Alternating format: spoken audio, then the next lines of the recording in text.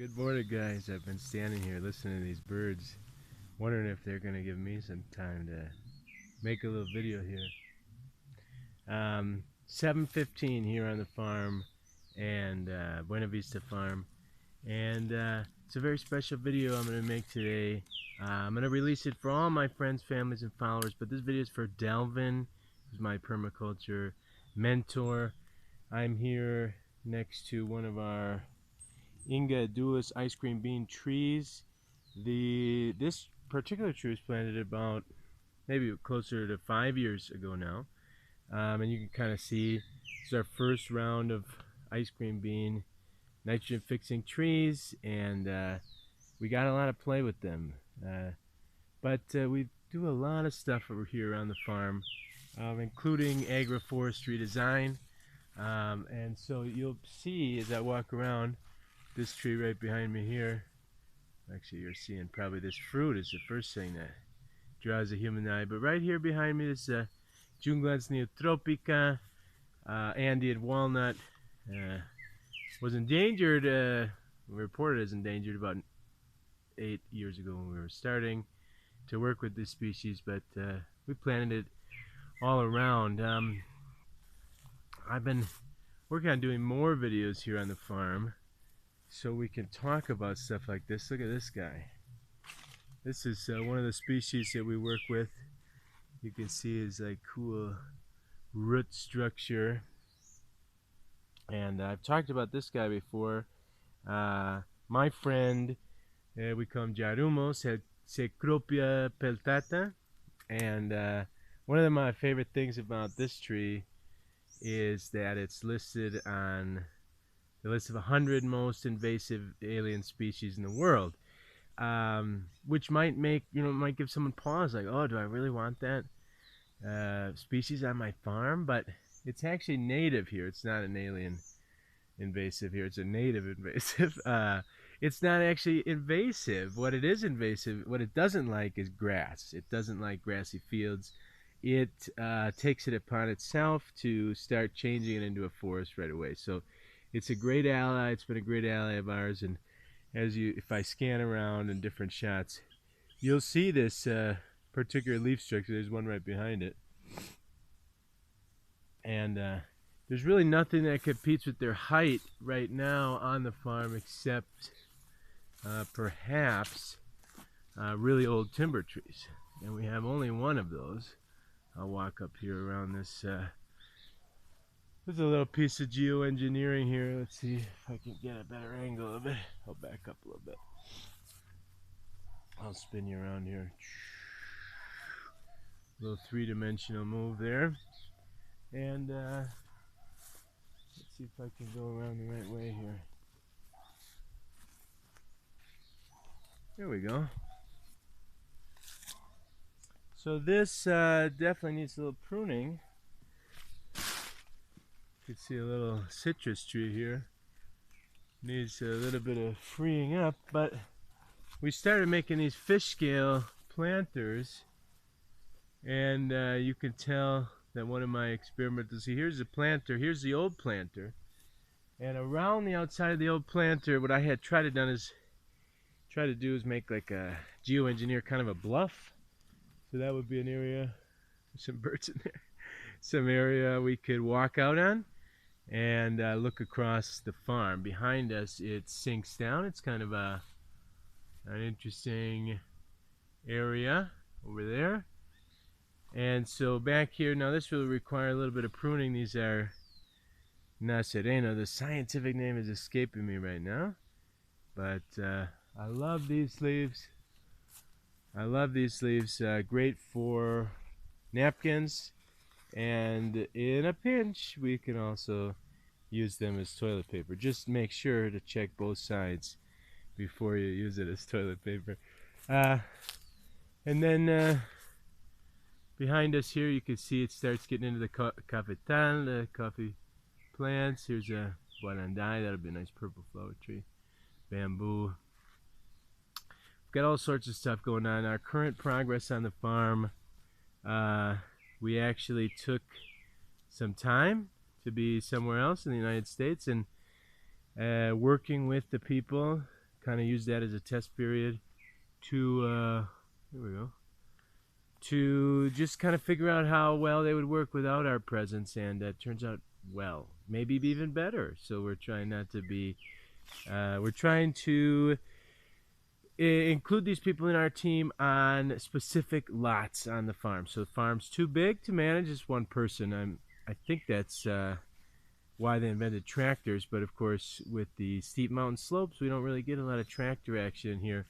We do have like a weed whacker. There's some minor machines that can make things easier on us, and as we include the team, we're able to keep track, keep clean, keep an eye on more parts of the farm, and so we call those lots. We've divided the farm into lots, and so far it's going really good. That allows us to include more people, which is something we've wanted to do, or at least we've imagined doing, creating employment.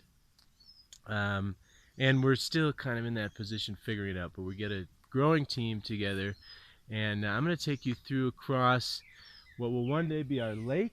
You know, sometimes I get the feeling we're going so slow. I got a lot of ideas, been observing for years. I've been saying some of the things I've been saying for a lot of years now.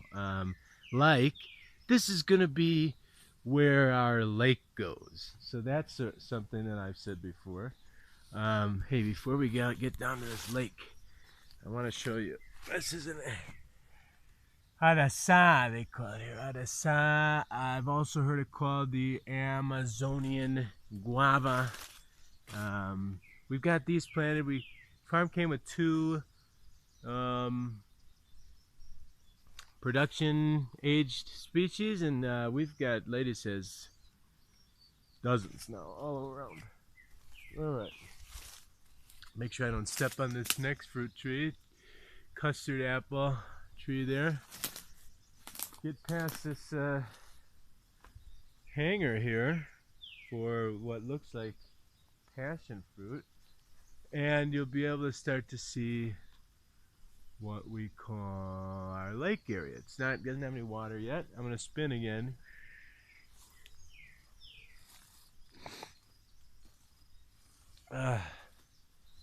There we go. Nice morning sun now coming up in here. Now, as we started planting this area, when we first came to the farm, you may remember some videos if you've been watching for a long time. There were deep, deep holes, 30-foot holes. Other people had tried to find things that were buried, I guess, and they left the holes there. We don't never know if they found anything good, but left the holes there. And so what we've done is straighten them out, push some garbage, but a lot of dirt in there, and kind of break it up into the form more or less of how we see a lake working in the future. Our water line, our water system has been coming along, some progress since the last article I made about walk into the water. But still, that's where it comes from. So I'll turn around here and you can see this. This is 50 or so little guava trees. These were pulled out of up on near the other house. Jose built a place for a horse, a stable, something like that, a place where they could be.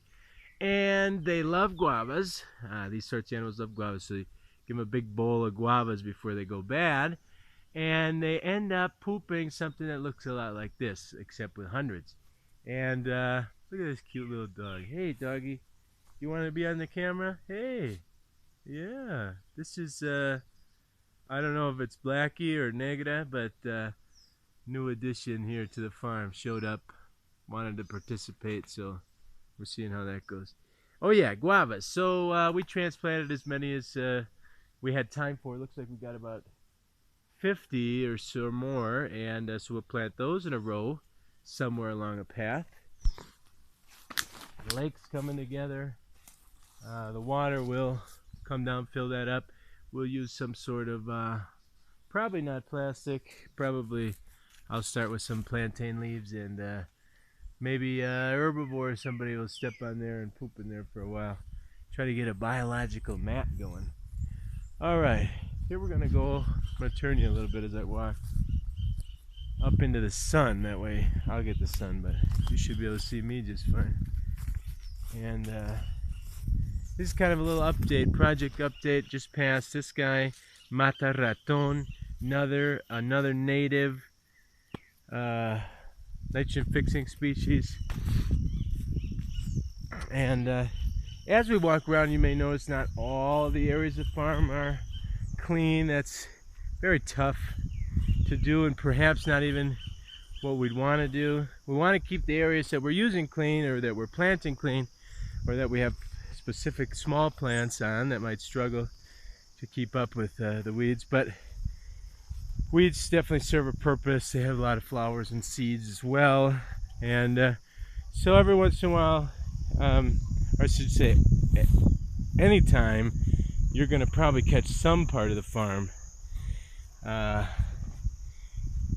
weedy, enyerbado, rastrojado.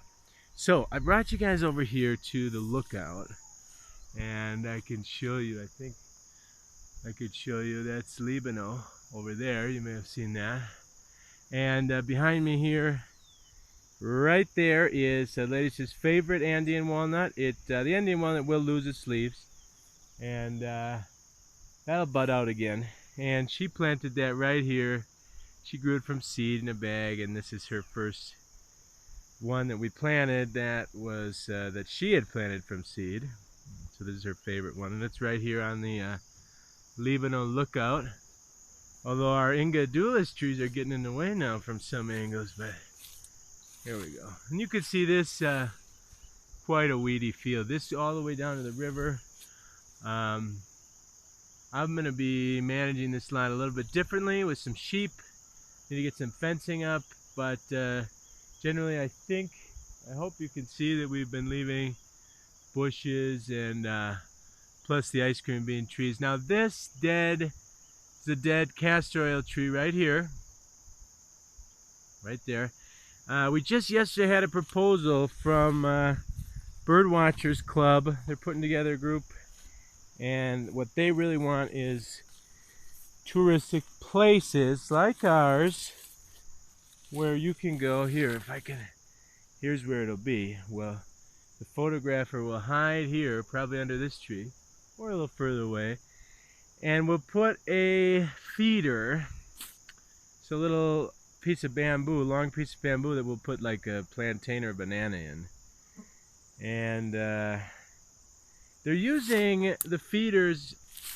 This is not the right angle for us here. They're using the feeders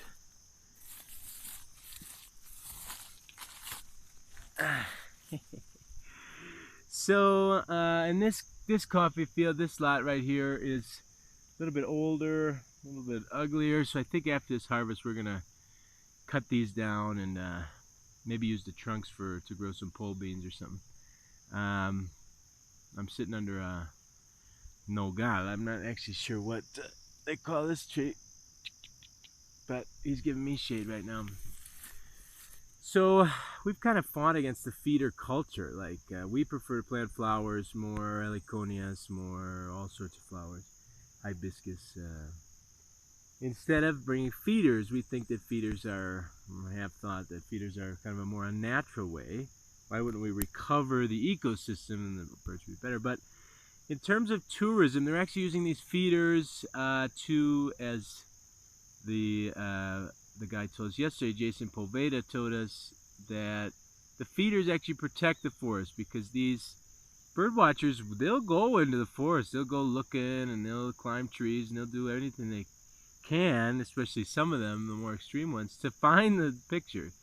So by bringing the birds, inviting the birds with a banana or a ripe plantain, inviting the birds at a certain hour to come and show themselves, eat the plantain, we were protecting the reserve, and that made a lot of sense to us. Voluntaries who are inviting the bird that doesn't want to come, doesn't need to come, we're not going to go chase them.